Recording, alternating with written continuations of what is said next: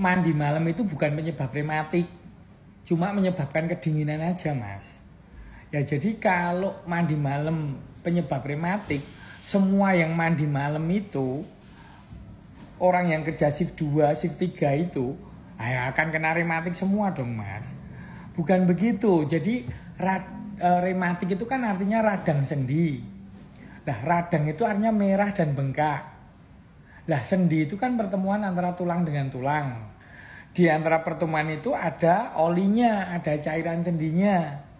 Lah, cairan sendinya itu mengalami pengeruhan dan ligamentum dan ujung-ujung otot yang ada di ujung tulang di sendi tersebut itu mengalami peradangan, merah, bengkak, dan kaku begitu.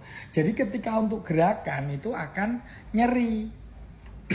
Kalau orang sudah rematik sedang mengalami nyeri sendi, ketika mandi malam tambah nyeri, itu wajar. Karena hawa dingin itu menyebabkan terjadi kekakuan sendi lebih menjadi. Makanya kenapa orang yang radang sendi atau rematik itu kalau ketika maghrib atau sore hari, malam hari dikompres pakai air hangat itu akan lebih enak.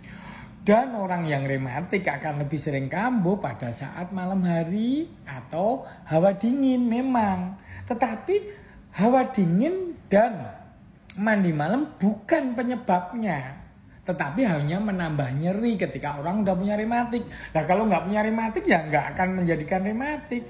Nah orang-orang yang tinggal di 4 musim kena musim dingin itu gimana? Kan jadi penyebab radang sendi atau rematik itu umumnya satu karena ada faktor usia. Karena sendi-sendi itu udah menyangga tubuh dalam jangka waktu yang panjang. Terus yang kedua karena keberatan berat badan, obesitas. Karena sendi-sendi kita dari sendi lutut, sendi pinggang, sendi lengan itu menyangga seluruh badan kita sepanjang hidup. Kalau berat badannya kegedean ya otomatis bebannya akan membuat sendinya jadi terjadi peradangan begitu. Terus kemudian faktor posisi kerja ataupun posisi gerak yang salah itu bisa terjadi. Cedera olahraga bisa terjadi menyebabkan radang sendi. Terus kemudian bisa disebabkan juga oleh kurangnya peregangan.